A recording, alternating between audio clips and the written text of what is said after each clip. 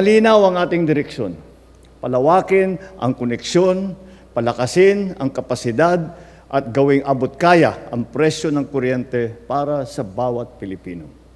Hindi na kailangan mag-apply ng 4Ps natin. Basta't nasa listahan ka at pasok ang konsumo mo sa limit, may diskwento ka sa kuryente. Ngayong buwan, ipapatupad natin kasama ng Distribution Utilities o DU ang automatic registration ng lahat ng benepisyaryo ng 4Ps sa ilalim ng LRSP. Ito ang uri ng pamamahalaang ating itinataguyod. Hindi dapat ang Pilipino ang naghahabol sa tulong. Ang tulong ang dapat ang lumapit sa mga Pilipino.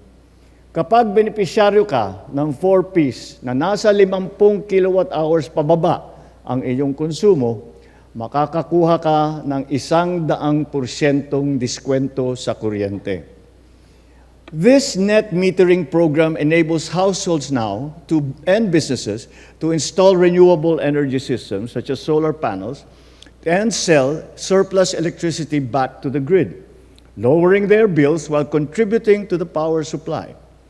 Upang mapadali pa ang proseso, nilagdaan ng DOE, DILG at DPWH ang Joint Memorandum Circular na nag-uutos sa mga lokal na pamahalaan na gumamit ng standardized application form at sumunod sa itinakdang turnaround time kapag kumpleto ang mga requirement.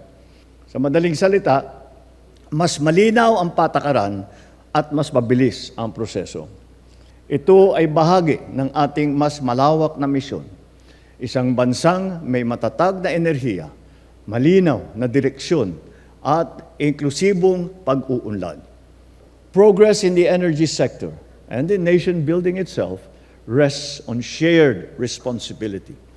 Together, let us fuel a bagong Pilipinas where energy powers our industries and guides our nations toward enduring progress and sustainability.